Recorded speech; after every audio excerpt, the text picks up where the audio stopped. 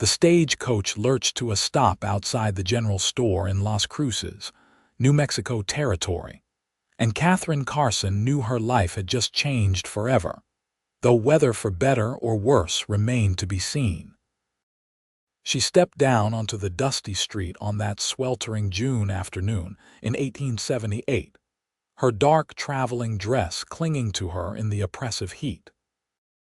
The air smelled of horses, dust, and something she could not quite identify, something wild and untamed that made her heart race with equal parts fear and anticipation.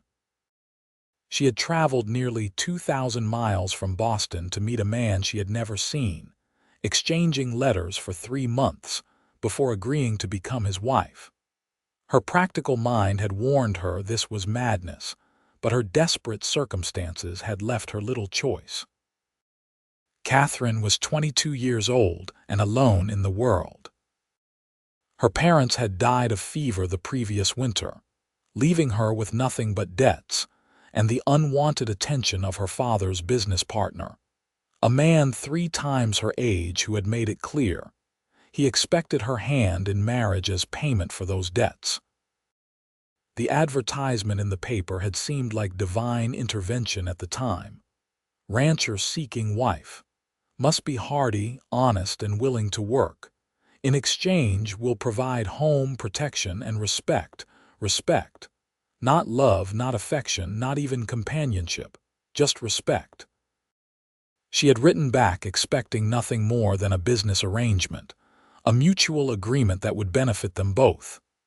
His letters had been brief and to the point, describing his ranch, his cattle operation, and his need for a woman to help manage the household.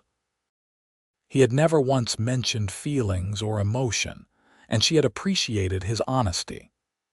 Better to know from the start that this would be a marriage of convenience than to harbor foolish romantic notions.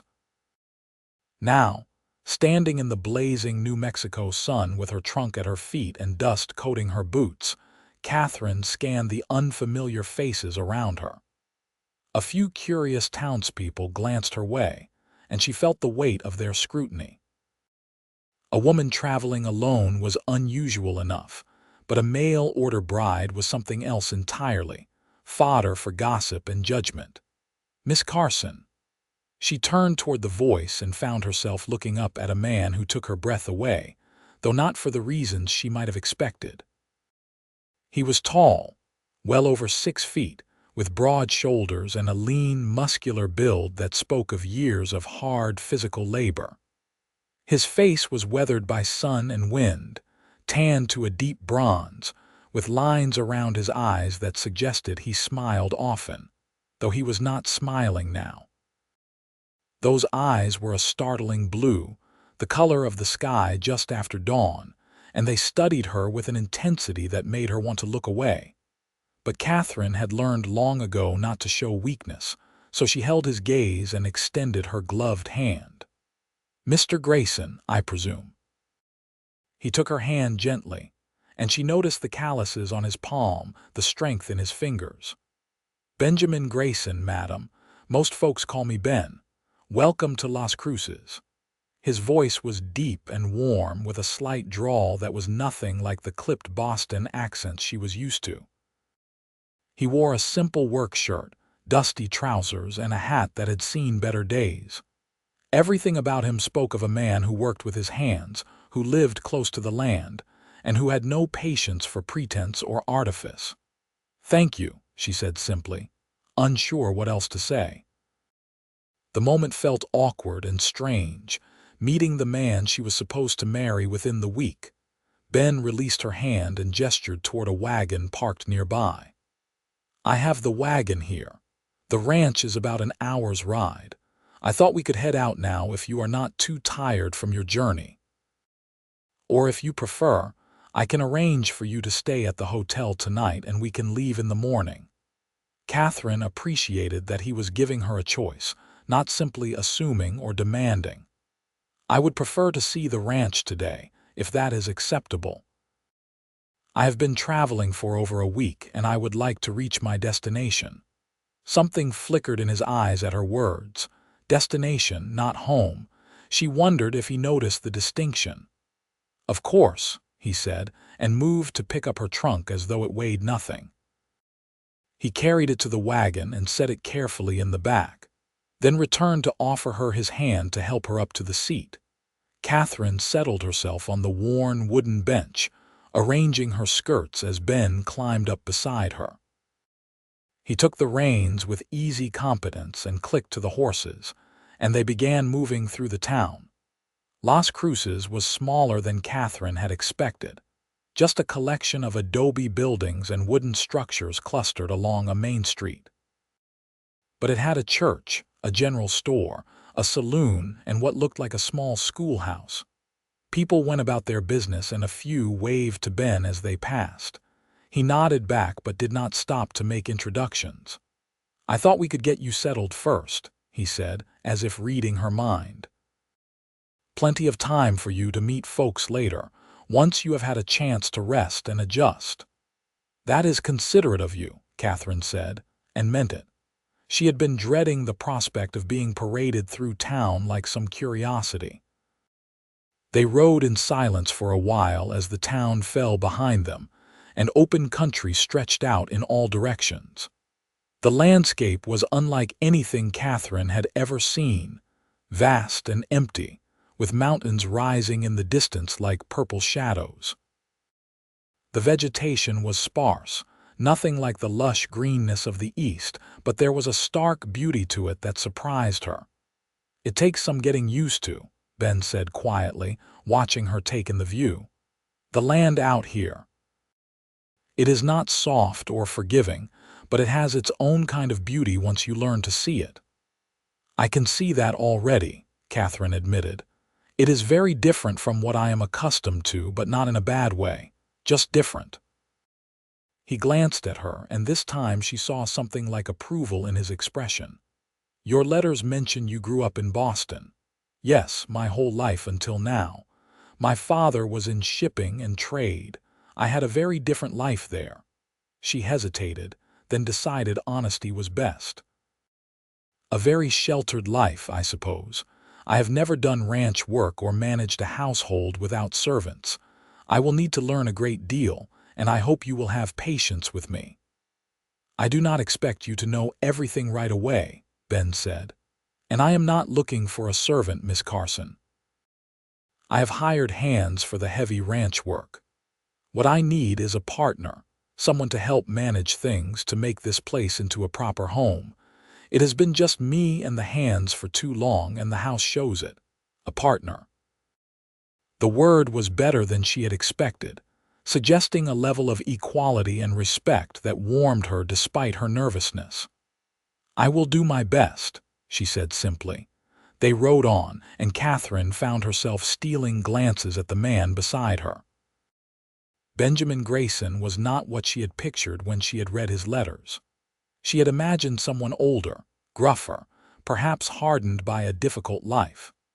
But though Ben was clearly a man shaped by physical labor and harsh conditions, there was a gentleness about him that surprised her. The way he handled the horses, the careful way he had lifted her trunk, even the tone of his voice, all suggested a man who was thoughtful and kind. "How long have you had the ranch?" she asked, wanting to break the silence. "About 5 years now. I came out here from Texas after the war, worked as a ranch hand for a few years, saved my money, and bought this land when it came available. Started with just a small herd and have built it up since then. It is not a huge operation, but it is mine, and it provides a good living." "You were in the war." Katherine had been just a child during those terrible years, but she remembered the tension and fear. "Yes, madam. I served with the Confederate cavalry, though I will tell you honestly, I had no love for the cause. I was young and foolish, and I thought it was about defending home and family. Took me too long to see the truth of what we were fighting for. After the war ended, I knew I could not go back to Texas, could not live with what I had been part of, so I came west to start fresh." His honesty surprised her. Many men she had known would never have admitted such things, would never have questioned their own choices or acknowledged their mistakes. "That takes courage," she said quietly, "to admit you were wrong and to change course." He looked at her again, and this time she saw something warm in his expression, something that made her pulse quicken. Or desperation. Sometimes they amount to the same thing. She understood that sentiment all too well. The ranch came into view as they crested a small rise, and Katherine felt her breath catch. It was not grand or impressive by Eastern standards, but there was something appealing about the collection of buildings nestled in a small valley. The house itself was adobe, long and low with a covered porch running along the front. Behind it stood a large barn, several corrals, and a few smaller outbuildings.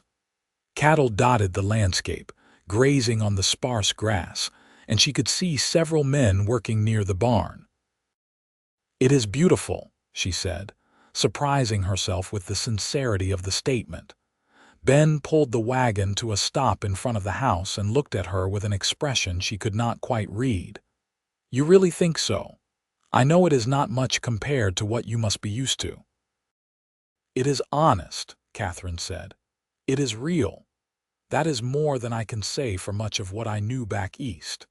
He held her gaze for a long moment, and something passed between them, an understanding or recognition that went beyond words.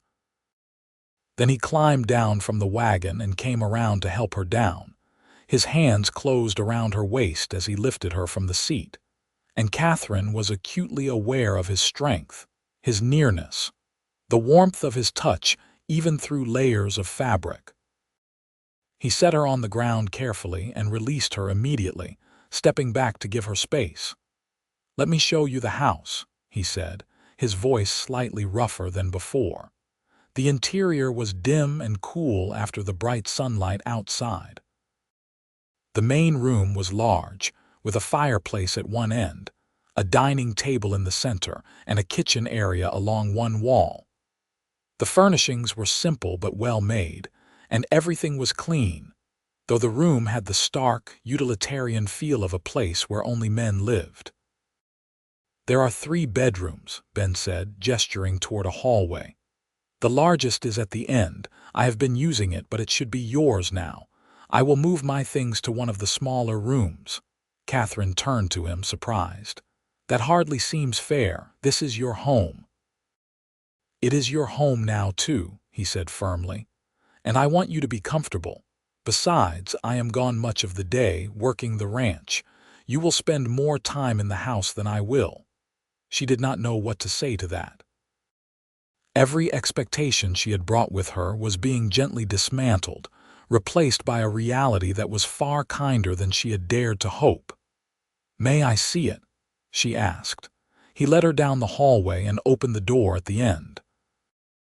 The room was spacious, with a large bed covered in a simple quilt, a dresser, a washstand, and a chair by the window.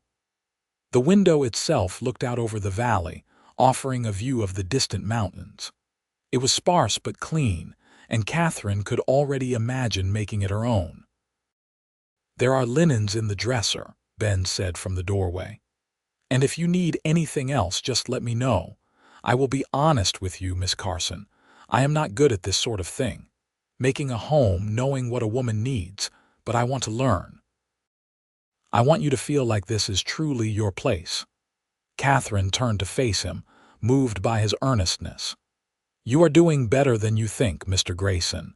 And please call me Katherine, or Kate if you prefer. Miss Carson sounds far too formal for people who are going to be married." He smiled then, really smiled, and it transformed his face, softening the hard lines and making him look younger. "Kate," he said, as if testing the name.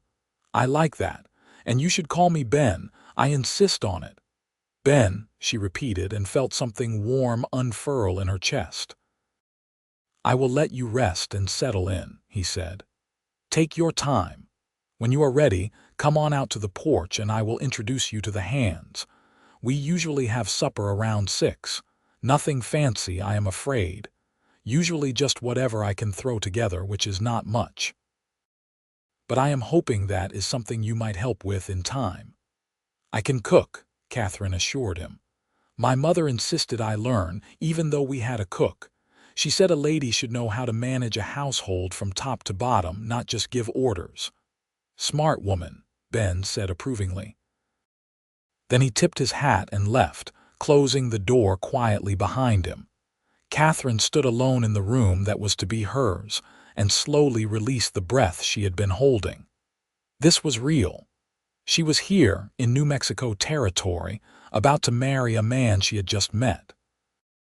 By all rights, she should be terrified, and she was a little. But more than that, she felt something she had not felt in a very long time: hope. She removed her traveling jacket and unpinned her hat, setting both on the chair.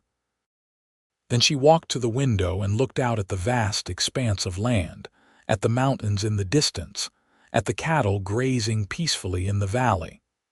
This was going to be her life now, for better or worse.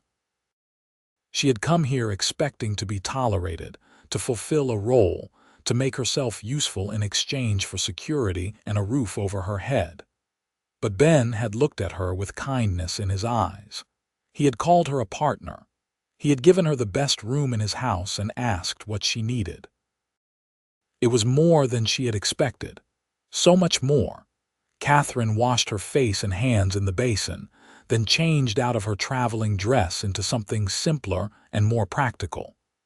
She pinned her dark hair back securely and studied herself in the small mirror above the dresser. She looked tired from the journey, her face pale despite the sun, but her brown eyes were bright with determination. "You can do this," she told herself. "You can make a life here." She took a deep breath and went to find Ben. He was standing on the porch, talking with 3 men who were clearly ranch hands. They all looked up as she emerged, and she saw curiosity and speculation in their eyes. "Gentlemen," Ben said, "this is Miss Katherine Carson from Boston. Kate, these are my hands. Miguel Vargas, Tom Henderson, and Jack Murphy." The 3 men removed their hats and nodded respectfully. Miguel was older, perhaps in his 50s, with graying hair and a weathered face. Tom was younger, probably close to Katherine's age, with sandy hair and an easy smile. Jack was somewhere in between, stocky and solid, with red hair and freckles. "Pleased to meet you, madam," Tom said, and the others echoed the sentiment. "I am pleased to meet you as well," Katherine said warmly. "I hope we will all work well together." "Any friend of Ben's is a friend of ours," Miguel said in accented English. "And it will be good to have a woman's touch around here. These men, they live like animals." The others laughed, and Katherine felt some of her tension ease. They seemed like good men, and they clearly respected Ben. "Miss Carson and I will be married on Saturday," Ben said, and Katherine noticed he did not use the term mail-order bride or offer any explanation beyond the simple fact. "Reverend Mitchell will come out from town to perform the ceremony. It will be a small affair, just us and anyone from town who cares to come." Saturday. That was 5 days away. 5 days until she would be Mrs. Benjamin Grayson.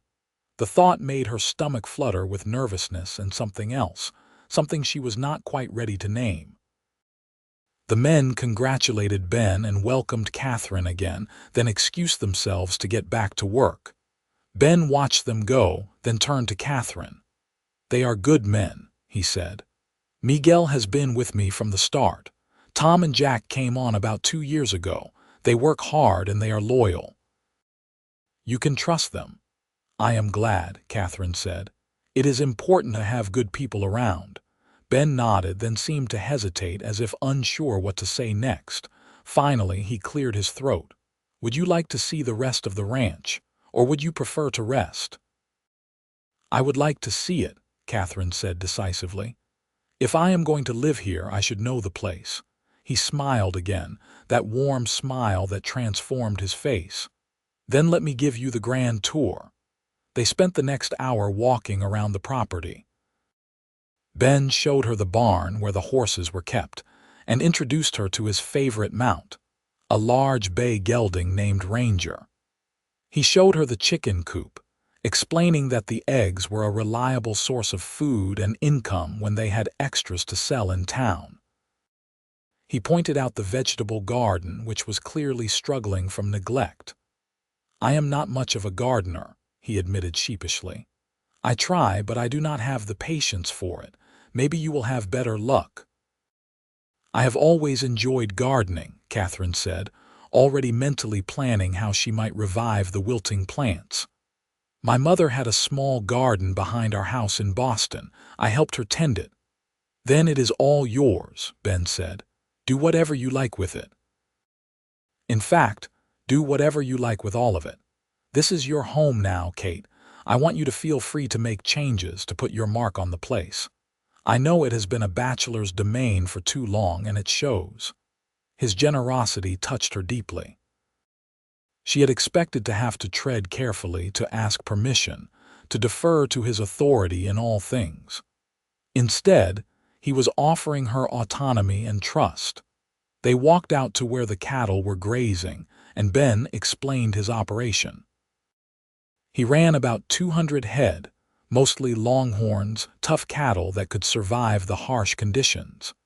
He sold beef to the army posts and to buyers who drove the cattle north to market. It was hard work, requiring constant vigilance against predators, thieves, and the challenges of the land itself. "It is not an easy life," he said honestly. "There are good years and bad years, and you never know which it will be until it is over, but I love it. I love the freedom of it, the independence. No one tells me what to do or how to do it. I succeed or fail on my own merit." "I admire that," Katherine said. "Back in Boston, everything was about appearances and social standing. My father's business dealings were complicated and often dishonest, though I did not fully understand that until after he died.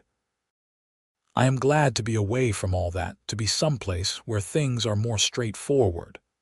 Ben stopped walking and turned to face her, his blue eyes serious. "I want to be honest with you, Kate. I am not a rich man, and I probably never will be.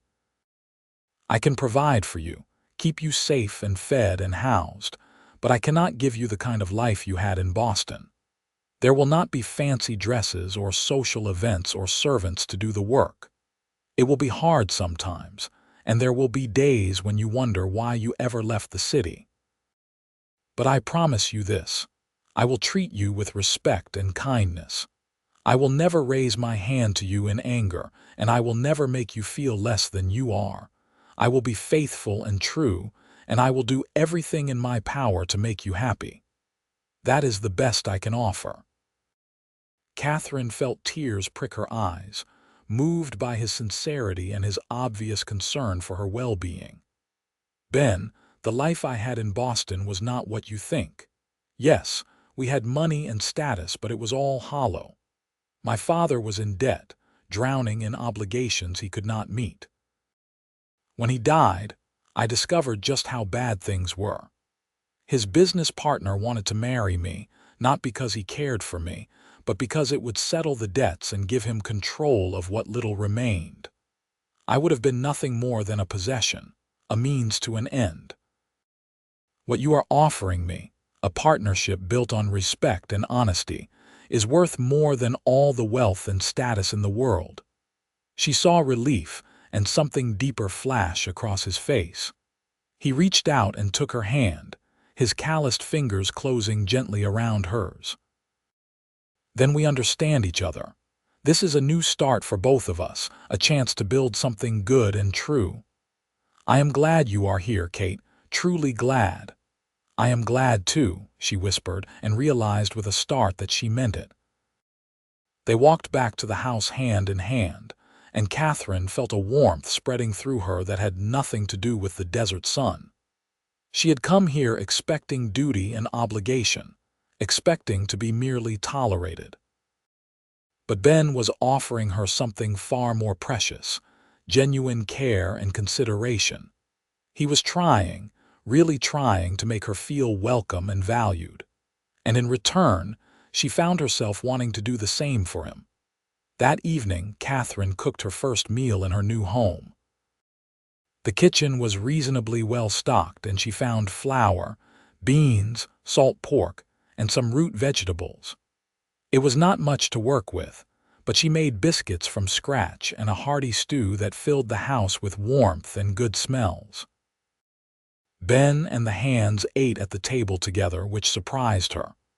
In Boston, the servants would never have eaten with the family. But here, things were different. Everyone worked together, and distinctions of class seemed less important than competence and character.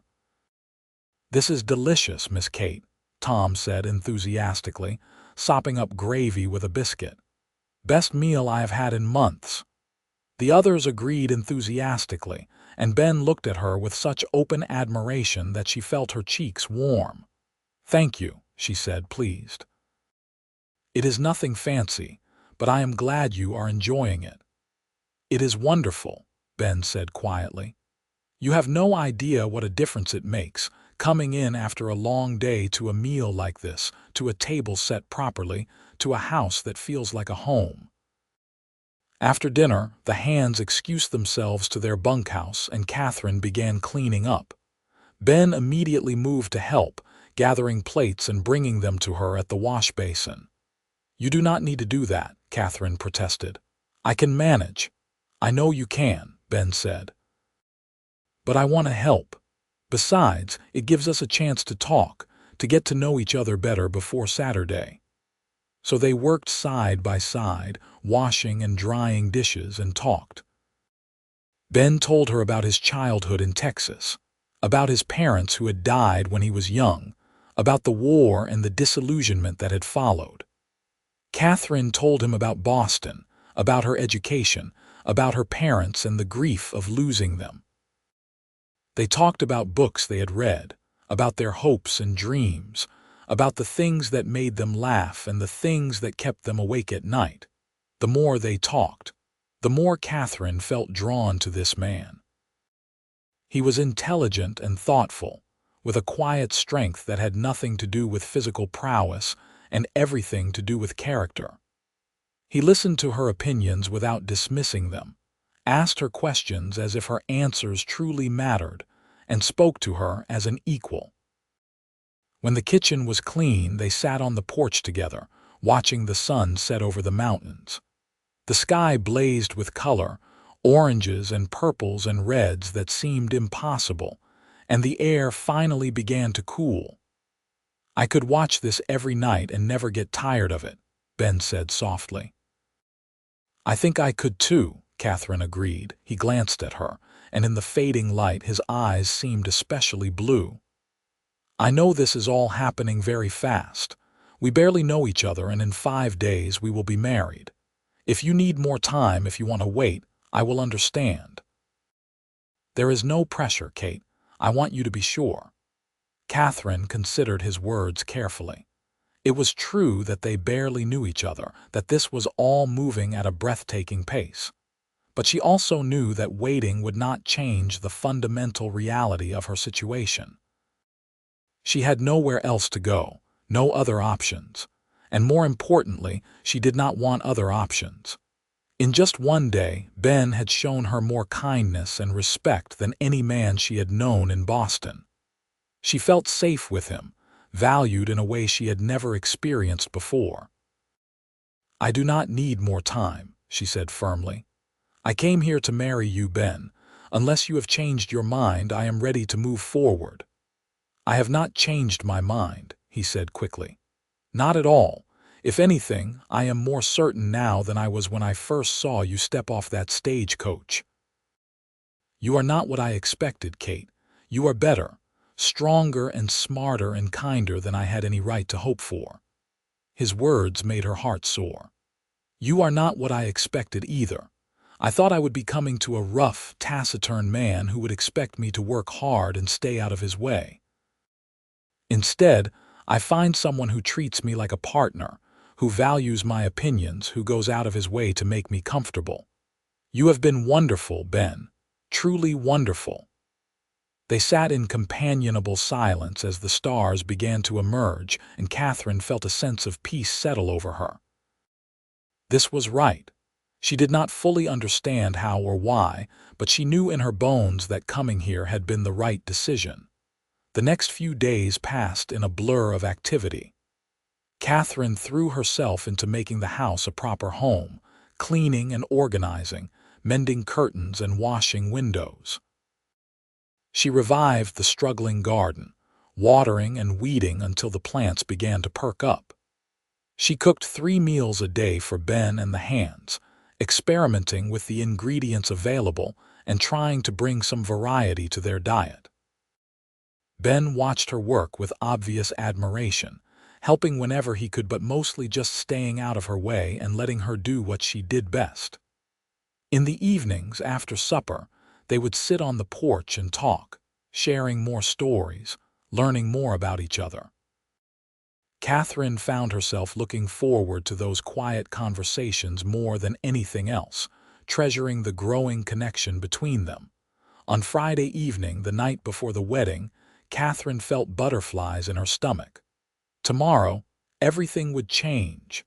Tomorrow, she would become Mrs. Benjamin Grayson, bound to this man and this land for the rest of her life. She was standing at the kitchen window, watching the sunset when Ben came up behind her.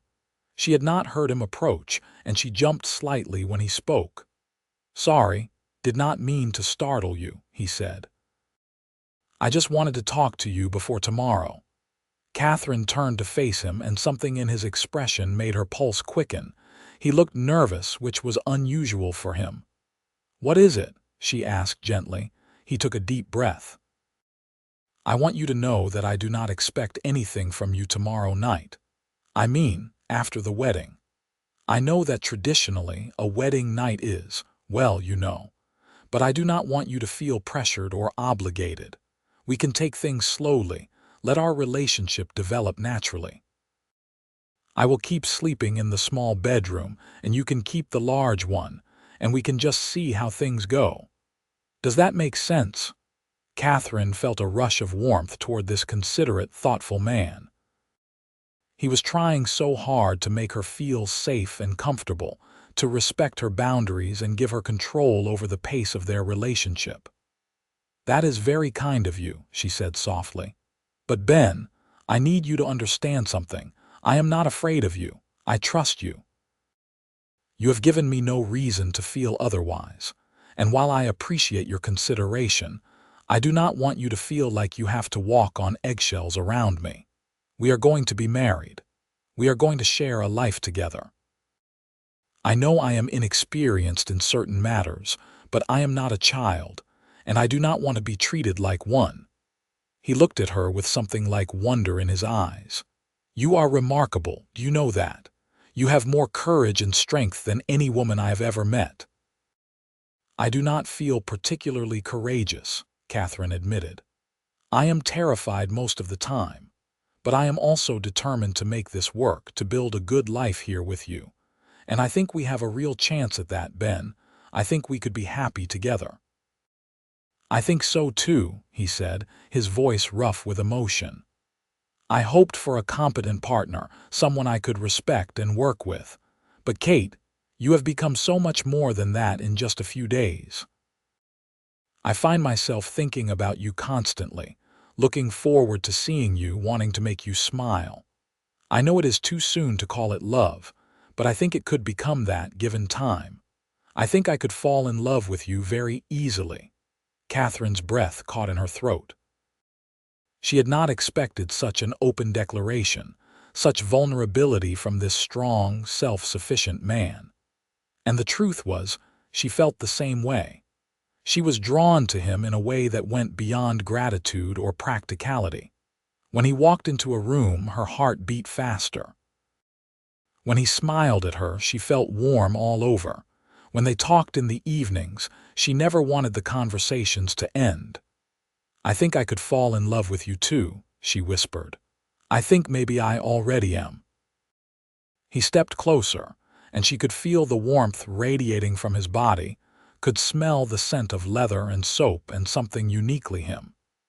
He raised his hand slowly, giving her plenty of time to pull away, and gently cupped her cheek. His thumb stroked her skin softly and she leaned into his touch. "May I kiss you?" he asked quietly. "Yes," she breathed. He lowered his head slowly, and when his lips met hers, Katherine felt as if the world had shifted on its axis. The kiss was gentle and sweet, tender in a way that made her heart ache. His lips were warm and soft, and he kissed her as if she were precious, as if she were something to be cherished and protected. She raised her hands to rest on his chest, feeling the solid strength of him beneath her palms, and kissed him back with all the emotion she had been holding inside. When they finally pulled apart, both of them were breathing hard. Ben rested his forehead against hers, his hand still cupping her face. "I have wanted to do that since the moment I saw you," he admitted. "I am glad you finally did," Katherine said, smiling. They stood there for a long moment, wrapped in each other's arms, and Katherine felt a certainty settle over her. This was right. This man, this place, this life. It was all right. Saturday dawned bright and clear, perfect weather for a wedding. Katherine woke early, her stomach fluttering with nervous excitement. She bathed carefully, then put on the dress she had brought specifically for this occasion. It was simple but elegant, made of pale blue silk that brought out the color of her eyes. She arranged her dark hair in a soft style, pinning it up but leaving a few curls to frame her face. She looked at herself in the mirror and barely recognized the woman staring back. She looked happy, she realized. Despite everything, despite all the uncertainty and fear, she looked genuinely happy. There was a knock on her door, and when she opened it, she found Ben standing there, looking more nervous than she had ever seen him. He wore a clean white shirt, a dark vest, and trousers that looked new. His hair was neatly combed and he had shaved. He looked handsome and a little uncertain, and Katherine felt a surge of affection for him. "You look beautiful," he said, his voice slightly awed. "Absolutely beautiful." "Thank you," Katherine said, feeling her cheeks warm. "You look very handsome yourself." "Reverend Mitchell just arrived," Ben said, "and a few folks from town came out to witness. Are you ready?" Katherine took a deep breath and nodded. "I am ready." The ceremony took place in the main room of the house, which Katherine had decorated with wildflowers she had gathered that morning. Miguel, Tom, Jack, and about a dozen people from town stood as witnesses, all of them dressed in their Sunday best and smiling warmly. Reverend Mitchell was an elderly man with kind eyes who spoke in a gentle voice about the sanctity of marriage and the commitment they were making to each other. When it came time to exchange vows, Ben took Katherine's hands in his and looked into her eyes with such intensity that she felt as if they were the only two people in the room. "I, Benjamin Grayson, take you, Katherine Carson, to be my wife," he said clearly. "I promise to honor you, to respect you, to provide for you, and to cherish you for all the days of my life. I promise to be faithful and true, to support your dreams, and to build a life with you based on honesty and trust. I promise to love you with everything I have from this day forward." Katherine felt tears well up in her eyes as she made her own vows, her voice steady despite her emotion. "I, Katherine Carson, take you, Benjamin Grayson, to be my husband. I promise to honor you, to respect you, to stand by your side through good times and bad. I promise to be faithful and true, to support your work, and to build a home with you based on partnership and love. I promise to love you with everything I am, from this day forward." Reverend Mitchell pronounced them husband and wife, and when Ben kissed her, Katherine felt as if her heart might burst from happiness. The witnesses applauded and cheered, and suddenly she was being hugged and congratulated by people she had only just met but who already felt like friends. The rest of the day passed in a joyful blur. The women from town had brought food, and they laid out a feast on the porch and in the yard. There was music and laughter, dancing and celebration. Ben introduced Catherine to everyone, his pride in her evident in every word and gesture. And Catherine, who had worried about being accepted in this close-knit community, found herself welcomed with open arms. As the sun began to set, and the guests started to leave, Catherine found herself standing beside Ben, his arm around her waist, waving goodbye to the last wagon. "That went well," Ben said, pulling her close. "It was perfect," Catherine agreed. "Everyone was so kind." They went back inside, and suddenly the house felt very quiet. They were alone now, truly alone, and the weight of what that meant hung in the air between them. Ben cleared his throat. "I meant what I said yesterday. There is no pressure, Kate. We can take things as slowly as you need." Catherine turned to face him, reaching up to cup his face in her hands. "Ben, I am your wife now, and I want to be your wife in every sense of the word. I am not afraid. I trust you completely." She saw relief and love and desire flash across his face. He scooped her up in his arms, making her laugh with surprise, and carried her down the hallway to what was now their bedroom. He set her down gently beside the bed and kissed her with a passion that made her knees weak.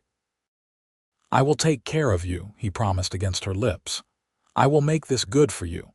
And he did. Ben was gentle and patient, taking his time, making sure she felt safe and loved and cherished. There was some pain, as she had been told there would be, but it was fleeting, overshadowed by the intimacy and connection she felt with him. Being with him this way felt right, felt natural, and when they finally lay tangled together in the darkness, Catherine felt a sense of completeness she had never experienced before. "I love you," Ben whispered into her hair. "I know it is soon, and I know I probably should wait to say it, but I cannot help it. I love you, Kate." "I love you too," Catherine whispered back, her heart so full she thought it might overflow.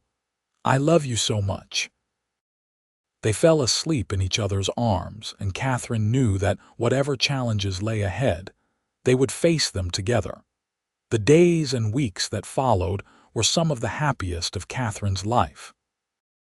She and Ben fell into an easy rhythm, working together during the day and talking and laughing together in the evenings.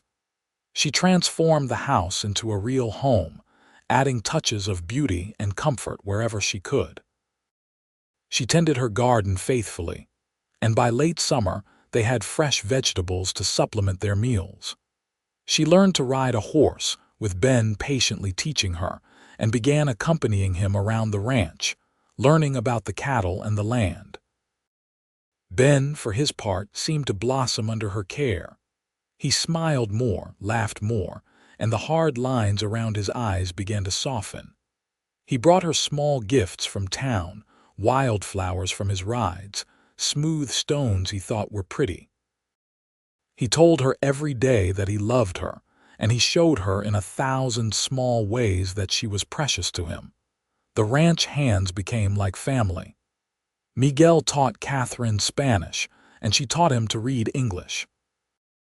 Tom revealed a talent for music, playing the harmonica in the evenings, and they would sometimes dance in the yard under the stars.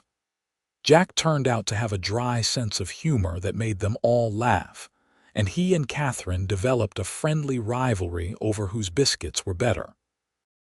In September, a band of rustlers tried to steal some of Ben's cattle. It was the first real trouble Catherine had experienced since arriving, and she was frightened when Ben and the hands rode out armed to confront them. But they were able to drive the thieves off without serious violence, and Ben came home safely, though exhausted and shaken. Catherine held him that night, offering comfort and reassurance, and she realized that her fear had not been for herself but for him. The thought of losing him, of something happening to this man she loved so deeply, was unbearable. "Promise me you will be careful," she begged. "Promise me you will not take unnecessary risks." "I promise," Ben said, holding her close. "I have too much to live for now. I have you." October brought cooler weather and the first hints of winter. Catherine and Ben began preparing for the cold months ahead, laying in supplies and making sure the house was secure against the coming storms. It was hard work, but they did it together, and Catherine took pride in knowing she was contributing to their survival and success. One evening in late October, Catherine realized her monthly courses were late.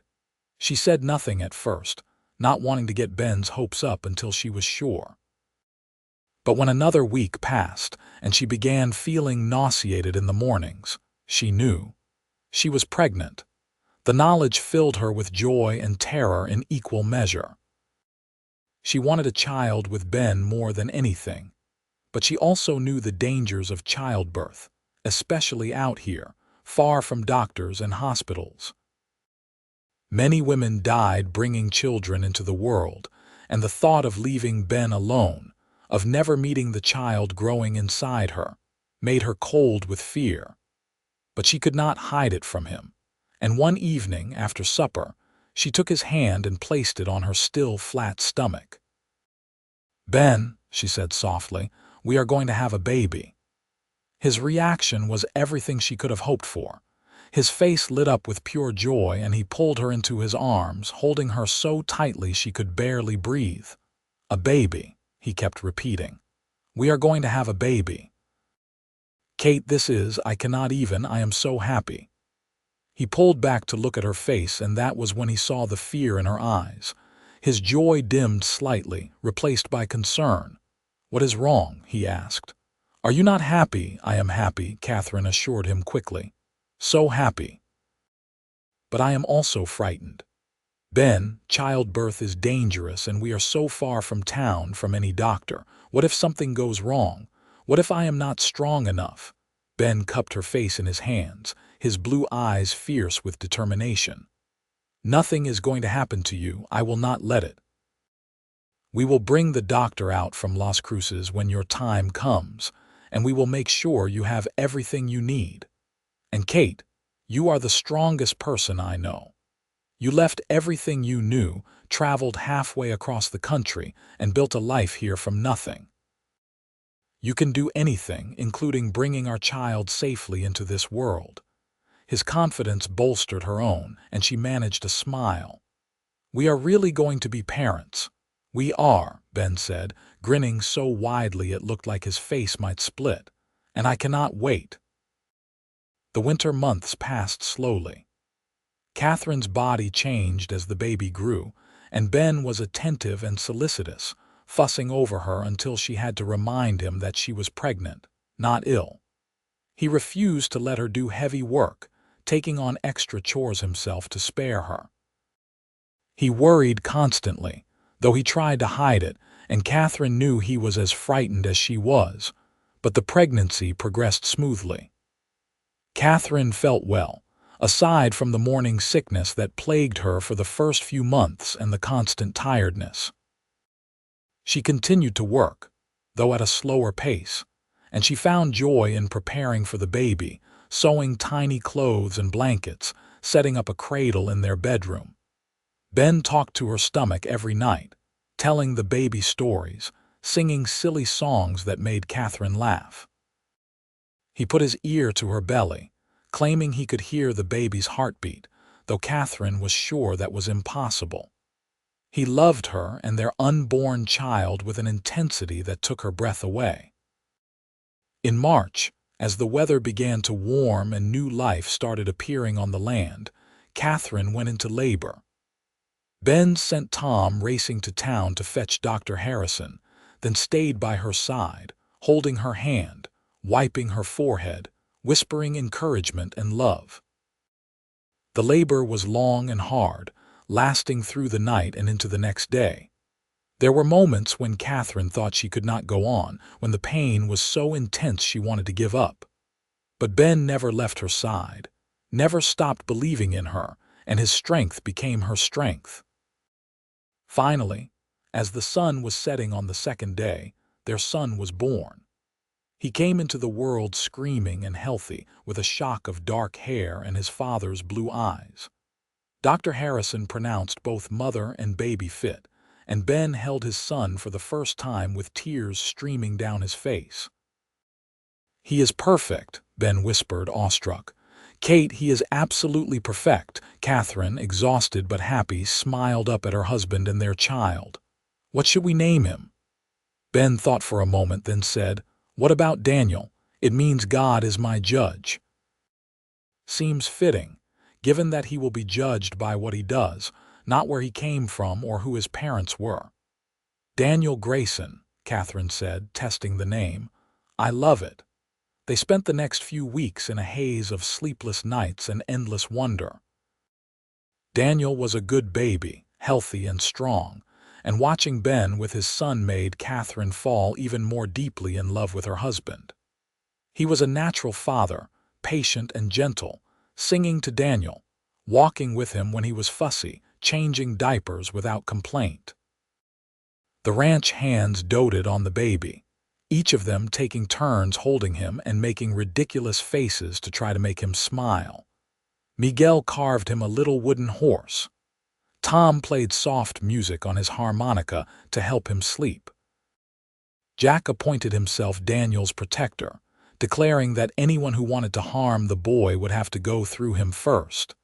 As spring turned to summer, Catherine regained her strength and slowly resumed her normal activities.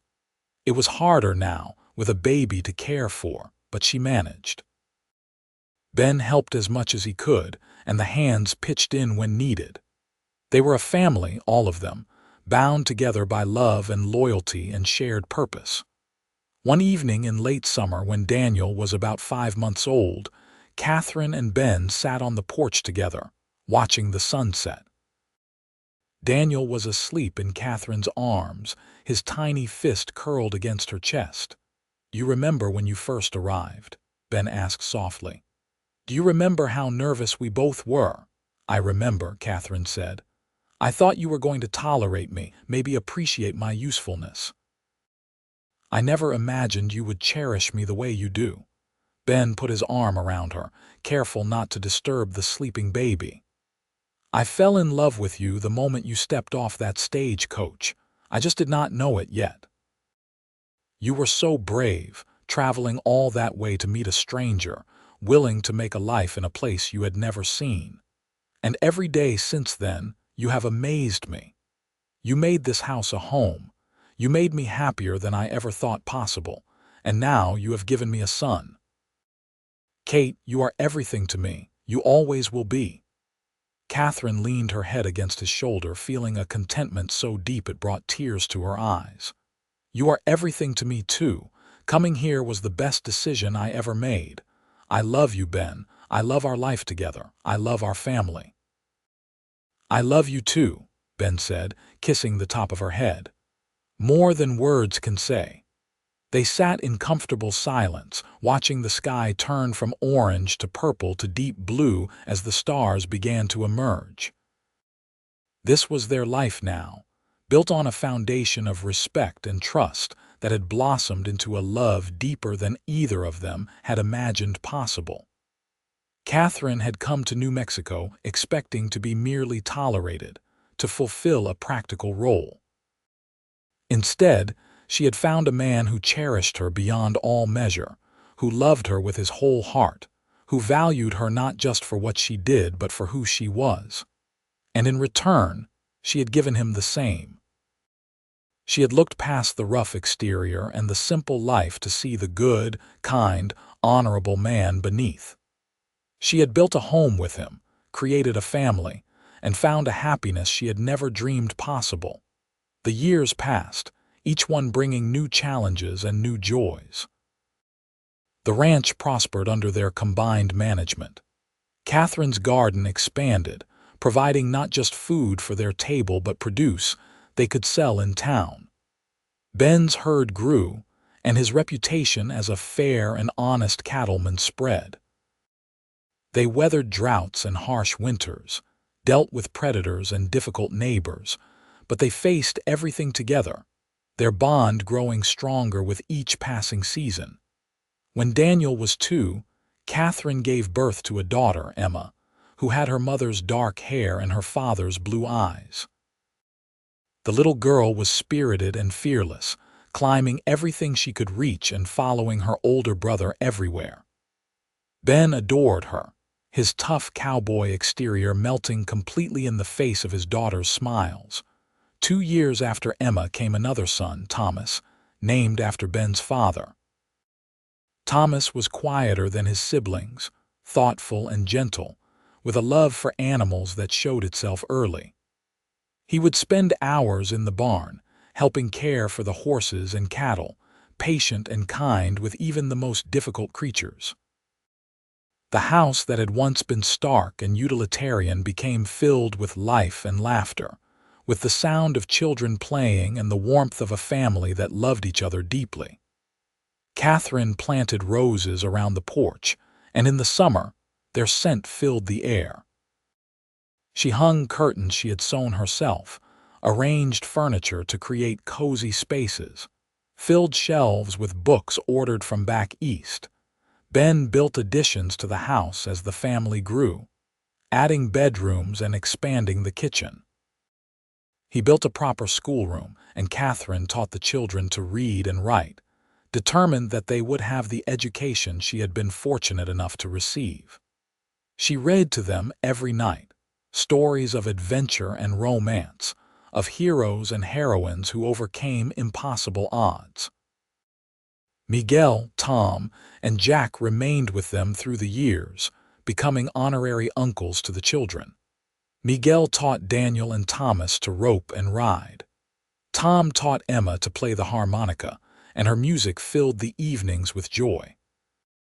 Jack told wild stories that made the children shriek with laughter and Katherine shake her head in amused exasperation.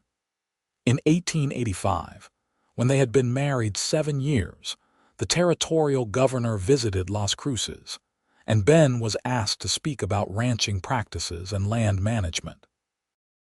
Katherine went with him, proud to stand by his side as he addressed the assembled crowd.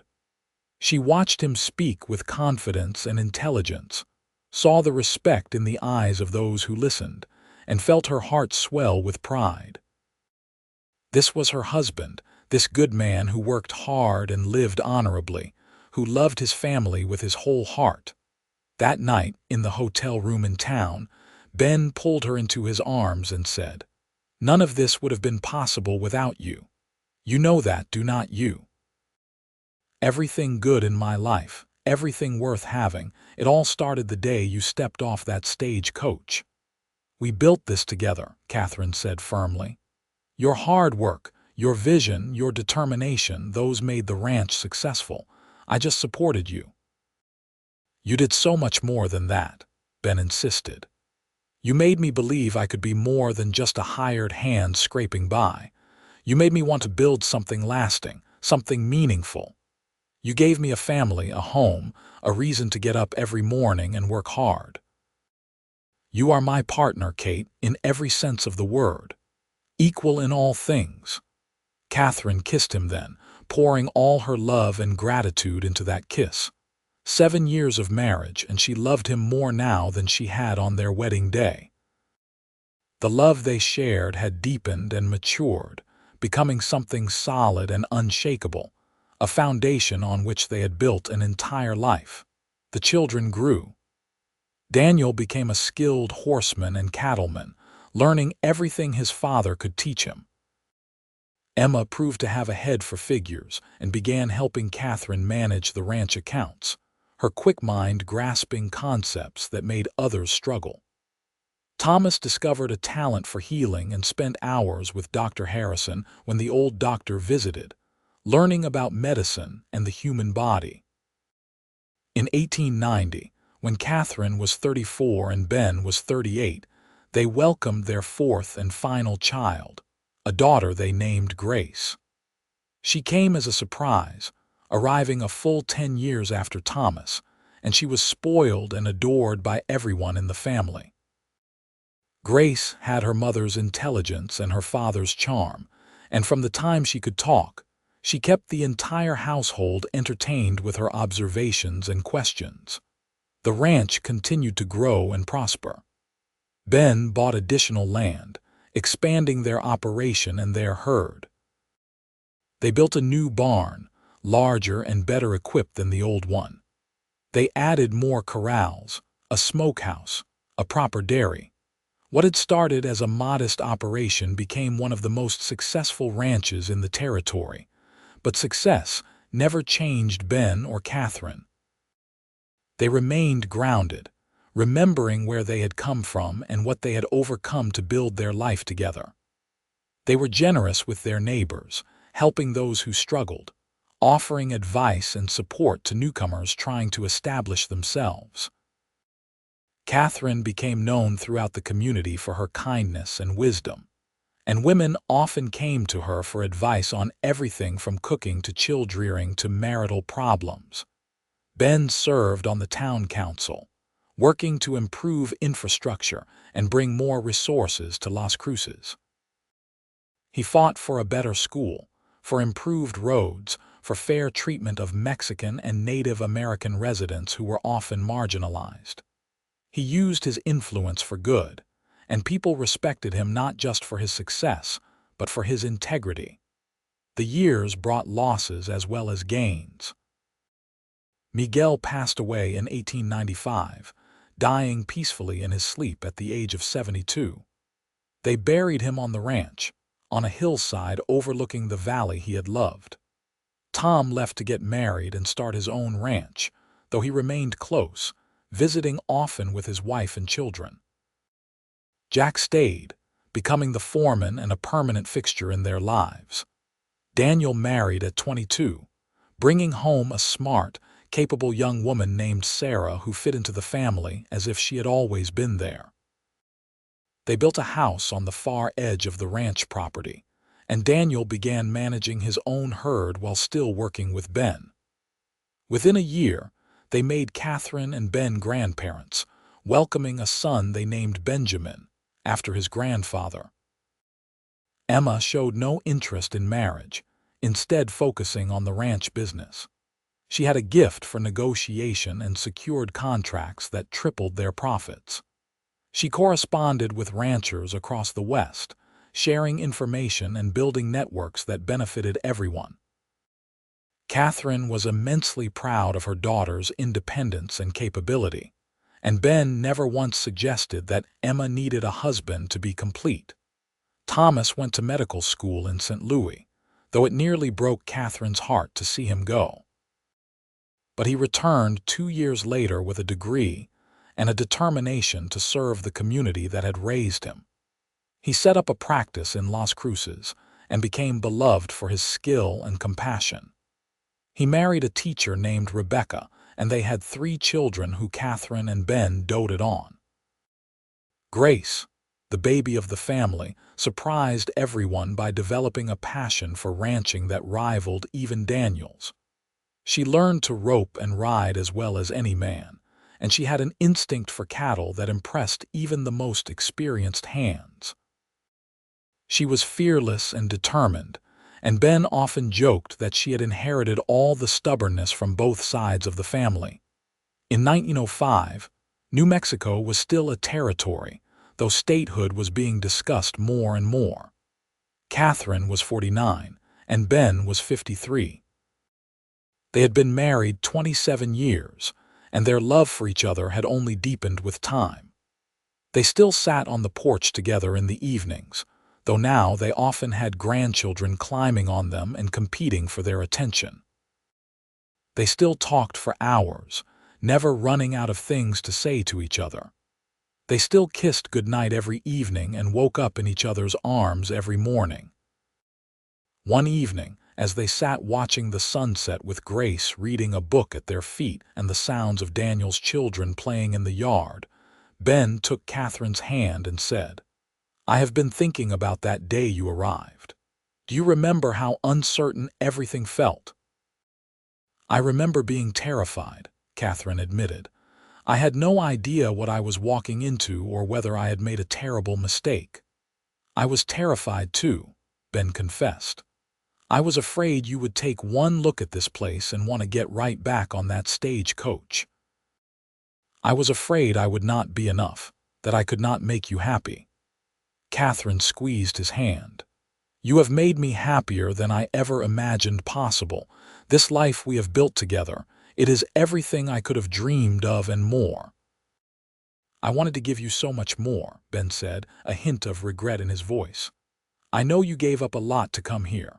The culture, the society, the refinements of the East." "I gave up nothing of value," Katherine said firmly. "What I had in Boston was hollow and meaningless. What we have here, this is real.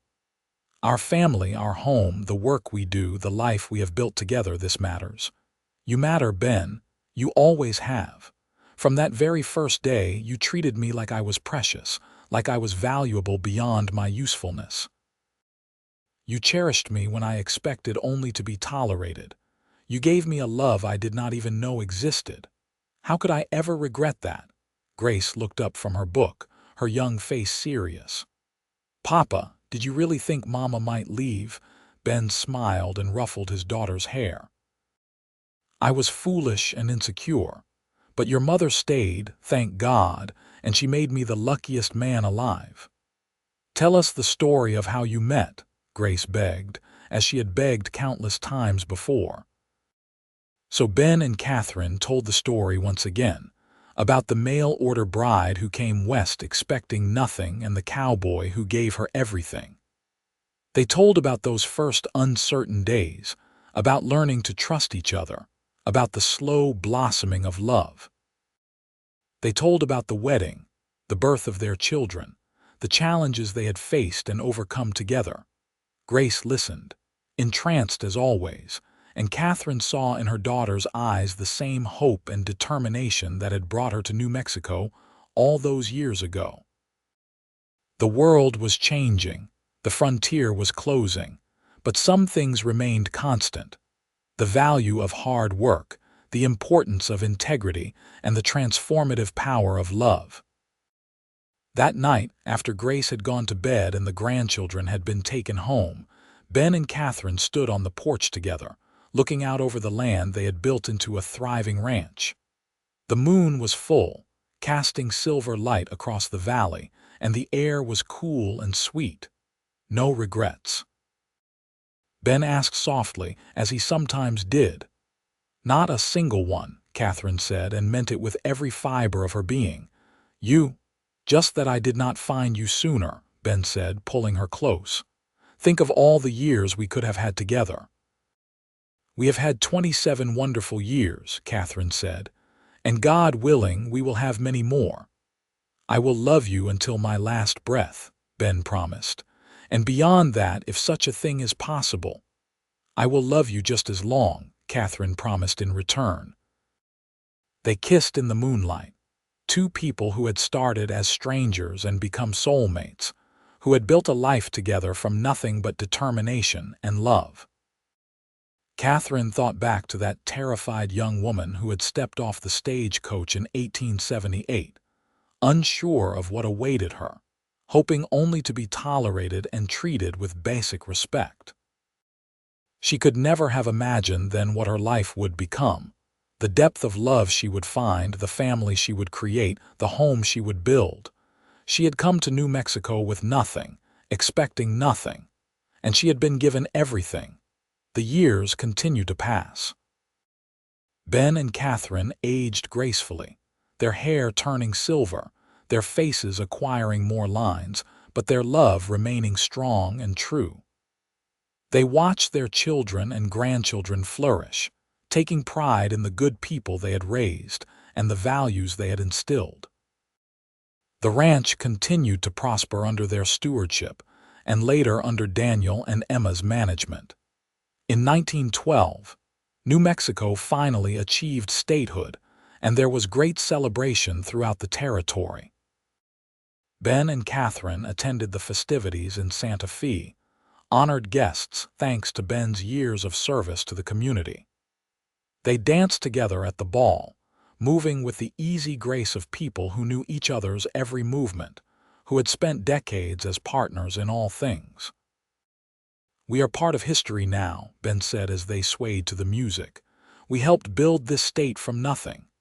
"We built a family and a home," Katherine corrected gently. "That is legacy enough for me." "You are right, as always," Ben said, smiling down at her. "Though I will never understand how I got so lucky as to have you fall into my life." "I am the lucky one," Katherine insisted. "You took a chance on a stranger.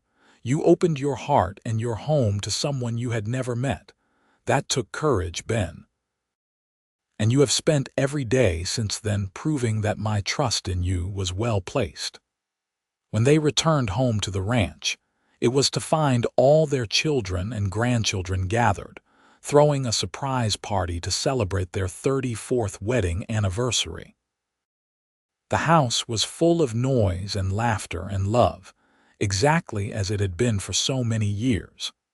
Katherine looked around at the faces of the people she loved most in the world and felt her heart overflow with gratitude. Later, when the guests had gone and the house was quiet, Ben took Katherine's hand and led her out to the porch, to the spot where they had spent so many evenings together. "Thank you," he said simply. "For what?" Katherine asked. "For everything. For coming here, for staying. For building this life with me. For loving me even when I did not deserve it. For giving me a family and a home and a reason to be better than I was. For every moment of the last 34 years." Katherine reached up to touch his face, tracing the lines she knew as well as her own. "You have given me just as much. You showed me what real love looks like. You taught me that partnership means supporting each other, believing in each other, even when things are hard. You made me feel valued and cherished every single day. How could I not love you?" They stood together in the darkness, two souls perfectly aligned, and Katherine knew that whatever time they had left, they would spend it together, loving each other as they always had. The years grew shorter, as they do for everyone. Ben developed arthritis that made the ranch work harder, though he refused to stop completely. Katherine's eyesight began to fail, forcing her to give up some of the detailed handwork she had always enjoyed. But they adapted, supporting each other through each new challenge, finding joy in the small moments, the quiet conversations, the comfort of familiar presence. In 1920, when Katherine was 64 and Ben was 68, they celebrated their 42nd anniversary surrounded by 4 children, 12 grandchildren, and 3 great-grandchildren. The house could barely contain everyone, and the celebration spilled out into the yard, with tables groaning under the weight of food and children running everywhere. Daniel stood to make a toast, his voice strong and clear. "To my parents, who showed all of us what love and commitment really mean. You built this ranch with your own hands and your own determination. But more importantly, you built a family based on love and respect. You taught us to work hard, to treat people fairly, and to never give up. Everything good in my life I owe to you. Thank you for everything you have given us." Emma spoke next, tears streaming down her face. "Mama, Papa, you taught me that a woman can be strong and independent and still be loved. You never limited me or told me I could not do something because of my gender. You believed in me and supported my dreams. I am who I am because of you." Thomas raised his glass. "You taught me compassion and service. You showed me that success means nothing if you do not use it to help others. Thank you for your example and your love." Grace, now a young woman of 30 with a ranch of her own and a husband who adored her, said simply, "You showed me what to look for in a partner. You set the standard for what marriage should be, and you loved each other so completely that we all knew we were safe and cherished. Thank you." Katherine and Ben sat together, holding hands, tears running down both their faces as they listened to their children speak. This was their legacy, not the land or the cattle or the material success, but these people they had raised, the values they had instilled, the love they had shared so freely that it had multiplied and grown, encompassing everyone in their orbit. That night, lying in bed together, Ben held Katherine close and said, "I meant what I said all those years ago. You are everything to me. You always have been from that first moment. I thank God every day that you took a chance on a rough cowboy who did not know the first thing about how to treat a lady." "You knew exactly how to treat me," Katherine said. "With kindness and respect and love. That was all I ever needed." They fell asleep wrapped in each other's arms, as they had done for 42 years, and Katherine's last thought before sleep claimed her was that she was the most fortunate woman alive. The next morning, Ben woke to find Katherine still sleeping peacefully beside him. He kissed her forehead gently, not wanting to wake her, and carefully extracted himself from the bed to start the day. She had been tired lately, and he was determined to let her rest as much as possible. He made coffee and sat on the porch, watching the sun rise over the land he had called home for so many years. He thought about his life, about the incredible journey it had been. He had started with nothing, just a young man with a troubled past and a determination to build something better. And he had succeeded beyond his wildest dreams, not because of the ranch or the cattle or any material thing, but because of the woman sleeping in his bed. Katherine had been the making of him. She had believed in him when he had not believed in himself. She had stood beside him through droughts and harsh winters, through financial difficulties and personal loss. She had given him children who made him proud, grandchildren who filled his life with joy, and a love that had sustained him through everything. When the sun was fully up, he went back inside to wake her, bringing her coffee as he had done every morning for decades. But when he reached the bedroom, he knew immediately that something was wrong.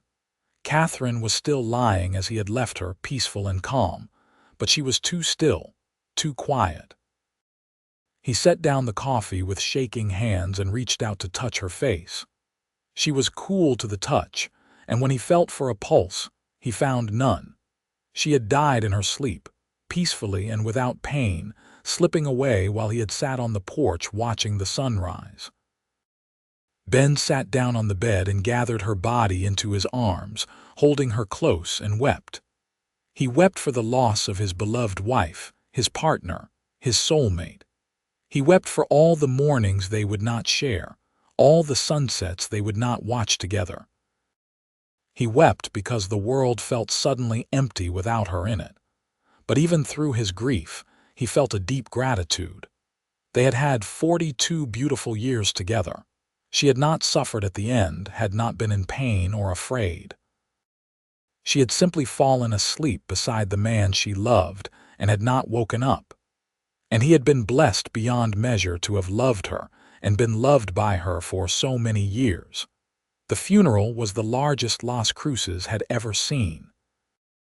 People came from all over the state to pay their respects to Katherine Carson, the woman who had come as a mail-order bride and had become a pillar of the community.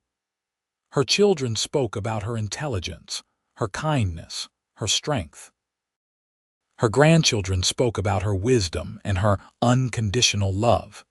Her friends spoke about her generosity and her unwavering support. But it was Ben's words that brought everyone to tears. He stood at the front of the church, his face lined with grief but his voice steady, and said, "I was a rough, uneducated cowboy when Kate came into my life. I had nothing to offer her but hard work and uncertain prospects, but she took a chance on me. She saw something in me that I did not see in myself, and she spent the next 42 years making me into a better man than I had any right to be. She was my partner, my best friend, and the love of my life. I cherished her beyond all measure, and I will cherish her memory for whatever time I have left. Until we meet again, my darling Kate." Ben lived for 3 more years after Katherine's death. He remained active in the ranch work, though Daniel and Emma did most of the management. He spent time with his grandchildren and great-grandchildren, passing on stories about their grandmother and making sure they knew how remarkable she had been. He sat on the porch every evening, talking to Katherine as if she were still beside him, telling her about his day, sharing his thoughts and feelings. And then one evening in the spring of 1923, as the sun was setting and the sky was painted in brilliant colors, Ben sat down on the porch and simply did not get back up. His heart, which had beaten strong for 71 years, finally gave out. Daniel found him there, a peaceful expression on his face, his hand outstretched as if reaching for someone only he could see. They buried him beside Katherine, on the hillside overlooking the ranch they had built together. The headstone read, "Benjamin and Katherine Grayson, partners in life and love, together forever." The ranch continued to thrive under Daniel and Emma's management, and later under their children and grandchildren. The house remained in the family, cherished and maintained as a reminder of what two people could build when they worked together with love and respect. Every generation heard the story of Ben and Katherine, of the mail-order bride who had expected only to be tolerated, and the cowboy who had cherished her beyond all measure. Their love became legend in Las Cruces, a reminder of what marriage could be at its best, a partnership based on mutual respect, unwavering support, and deep, abiding love. They had started as strangers, brought together by circumstance and necessity. But they had chosen each other, day after day, year after year, building a life and a love that stood as a testament to the power of commitment and the transformative nature of genuine affection. And though they were gone, their legacy lived on in the children they had raised, the community they had served, and the example they had set. They had shown everyone who knew them that true love was not about grand gestures or dramatic declarations. It was about showing up every day, about choosing your partner over and over again, about building something meaningful together through hard work and dedication, and an unwavering belief in each other. Katherine had stepped off that stagecoach in 1878 with fear in her heart and hope in her soul. Ben had been waiting, equally fearful and hopeful, praying that this unknown woman might become the partner he desperately needed. Neither of them could have imagined what their life together would become, the depth of love they would find, the family they would create, the legacy they would leave. But they had trusted each other and themselves, had worked together through every challenge, and had built something beautiful and lasting. They had proven that love was not about where you started or what you had, but about who you chose and how you chose to love them. And in the end, that was everything.